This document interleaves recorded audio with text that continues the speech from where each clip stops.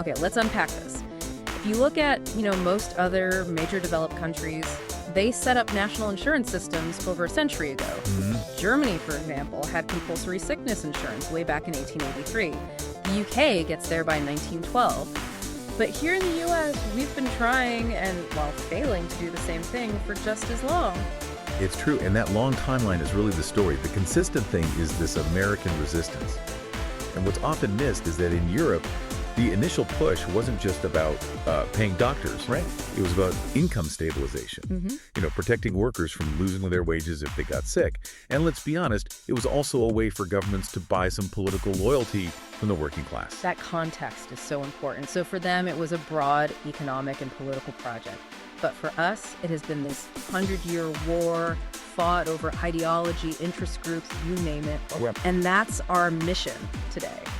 To trace this history, figure out why these efforts failed again and again, from the Progressive Era right through World War II, and how those exact same fights are still shaping the debate today around the ACO and single payer. It's this repeating pattern. You see the same forces every time. Powerful interest groups, these deep ideological clashes, and just a political tradition in the U.S.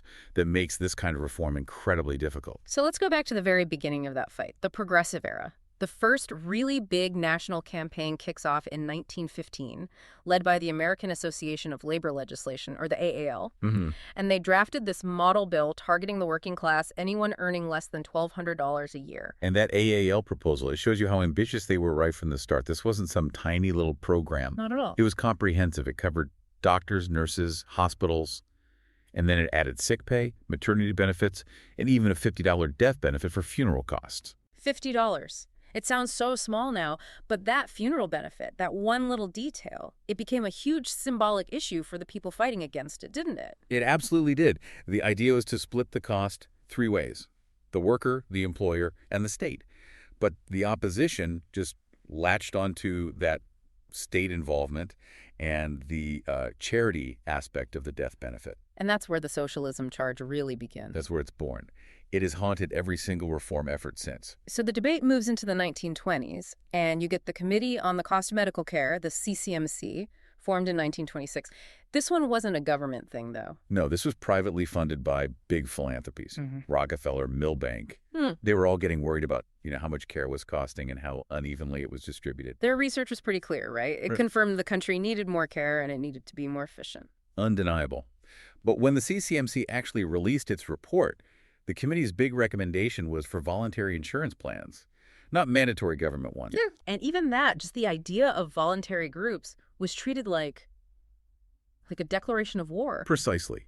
The American Medical Association, specifically the editor of its journal, JAMA, just went ballistic. He called the report a radical document advocating socialized medicine. And my favorite part. I know this one. An incitement to revolution.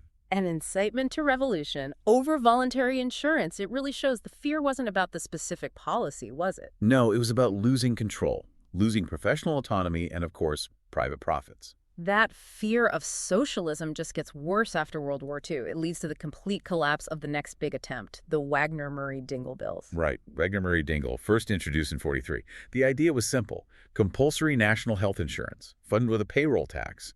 It was designed to work just like Social Security. But it ran straight into the Cold War. Head first. This is where the red baiting becomes just unbelievable. It wasn't just, we disagree with this policy. Not at all. The opponents launched what was called a scathing red baiting attack.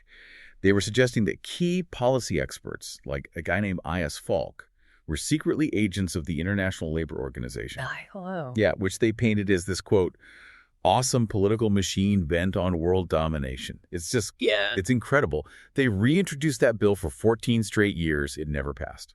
And then President Truman steps up in 1945 with maybe the most direct push yet. His plan was really different because it was for a single, universal, comprehensive system for everyone, all classes. Truly egalitarian. And he knew the history. He very deliberately dropped that funeral benefit that had caused so much trouble. And he kept insisting this is not socialized medicine. He was trying to sell it as economic security. But the opposition just didn't care. They had their talking point. They did. Senior Republican Senator Taft put it very plainly. He said, "I consider it socialism. It is, to my mind, the most socialistic measure this Congress has ever had before it." He even claimed it came right out of the Soviet Constitution. The intensity is just staggering. It killed the whole movement. But then something else happened that made national reform seem, well, less urgent for millions of people. This is maybe the most important part of the whole story. The accidental creation of our employer-based system. Right. Private insurance just exploded after World War II, and it was cemented by the Stabilization Act of 1942. So during the war, the government froze wages to stop inflation. Exactly. So companies couldn't offer more money to attract workers, but they could offer better benefits. And health insurance became the big one. A wartime measure accidentally makes healthcare a job perk. That's it. And then, in 1954, a change to the tax code made it official. Employer-provided health insurance became tax-exempt. Suddenly, it was cheaper for a company to give you $1 of health insurance than $1 of salary. Which created a whole new status quo.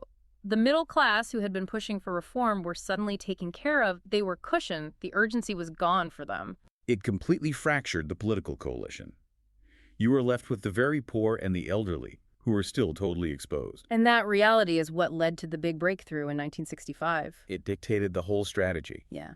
Johnson and the reformers, they knew a universal plan was a non-starter, so they narrowed their focus. They targeted the aged with Medicare and the poor with Medicaid. And focusing on the elderly, that's what finally worked. It did. Proposals like the 4M bill in '58 started to build what was called the first groundswell of grassroots support in the whole campaign. People could get behind helping their grandparents. So the lesson from that is, in the U.S., major reform only happens if you slice up the population and, well, pay off the providers. That's the takeaway. The final 1965 law was a political masterpiece of compromise.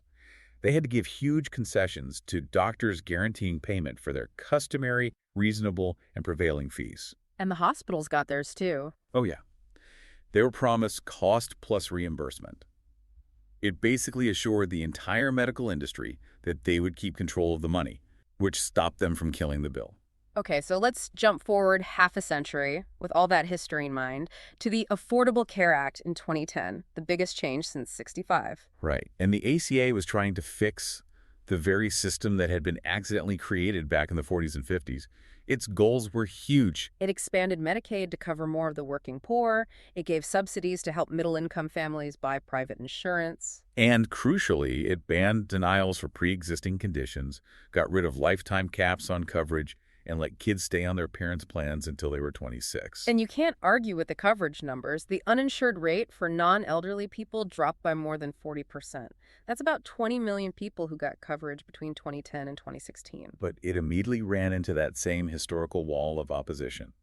The Supreme Court, for instance, hobbled the Medicaid expansion by making it optional for states. Which is why we still have that coverage gap in some states today. And then Congress started to actively dismantle parts of the law. Can you walk us through some of the things that were, intentionally set up to fail?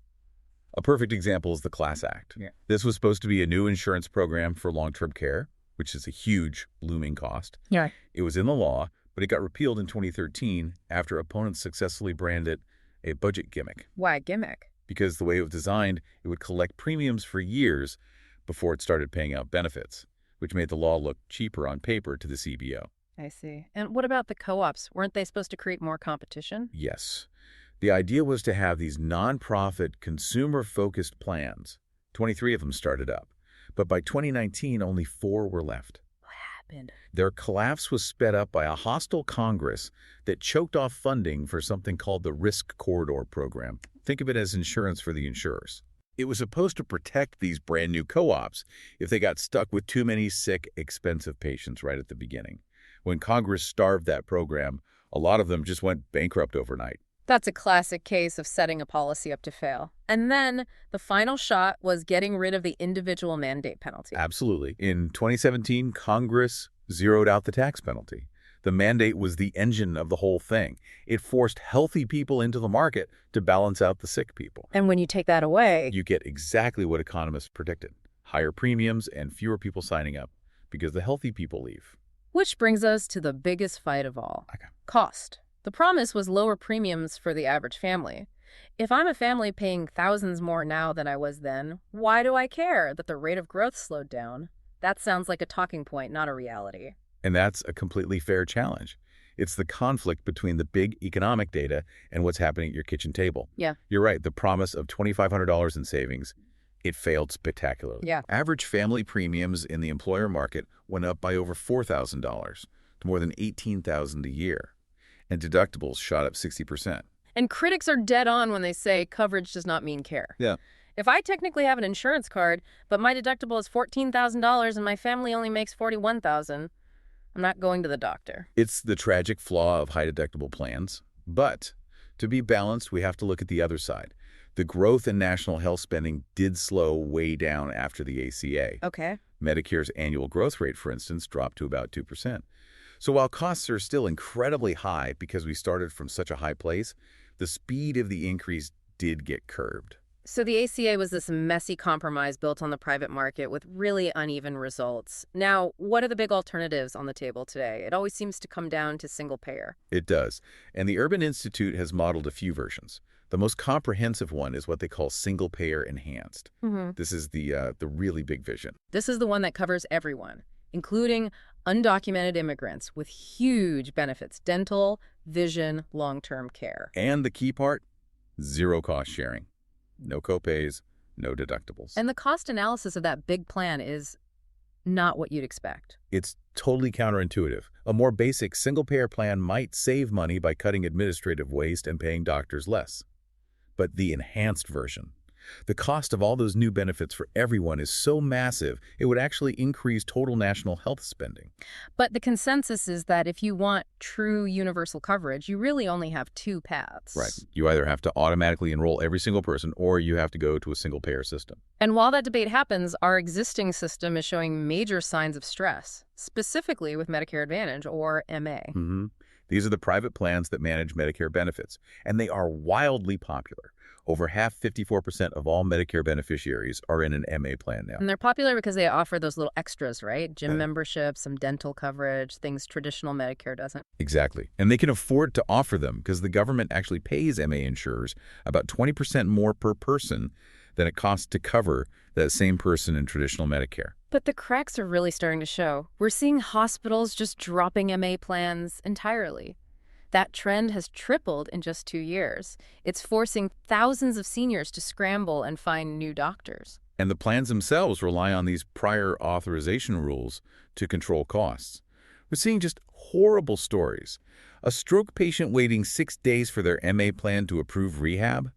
Those delays are dangerous. They increase the risk of things like pneumonia or blood clots. And then there's the famous Medigap trap. Ah, yes. The trap. If a senior tries an MA plan, decides they don't like it, and wants to switch back to traditional Medicare. It's not that simple, is it? It's not. If you're outside your initial enrollment window, private Medigap plans, the ones that cover the gaps in traditional Medicare, can deny you coverage because of pre-existing conditions. So you can get trapped. You're trapped. The financial risk of leaving MA can be just catastrophic for a lot of older Americans. So at the end of the day, the debate always comes back to this one philosophical friction point: compulsory taxation. The libertarian argument is pretty straightforward. It is. Using the threat of force through taxes to take private property to pay for someone else's care. But there's a strong counter-argument to that now. Since the law already requires hospitals to treat anyone who shows up in the emergency room, whether they can pay or not. Right, the EMTALA law. The people who choose not to buy insurance are already passing their costs on to everyone else who does pay. It's an externalized cost, which argues for some kind of universal buy-in. It's a powerful point. Looking back, our fight has been going on for over a century, and we've only had these partial victories. In Canada, for comparison, their movement started around 1916. It still took them almost 50 years to get it passed in just one province. And that process was brutal. There were intense political fights, doctor strikes, huge rallies. It's never easy. The lessons here are the same ones we saw in the 1920s. Our efforts get derailed by interest groups, by ideology, by this deep-seated fear of socialism, and by the fact that the private system works well enough for a lot of the middle class that they drop out of the fight for reform. But policy has to evolve. There's a great quote from the medical historian Henry Sigerist. Someone quoted something he'd written years earlier, and he just said, 3 years is a long time. I've changed my mind since then. The debate can't be frozen.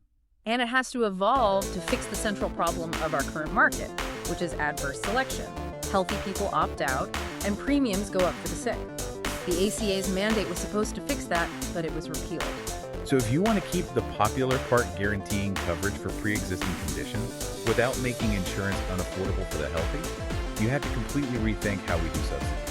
Right now, subsidies are all about your income. But here's a thought.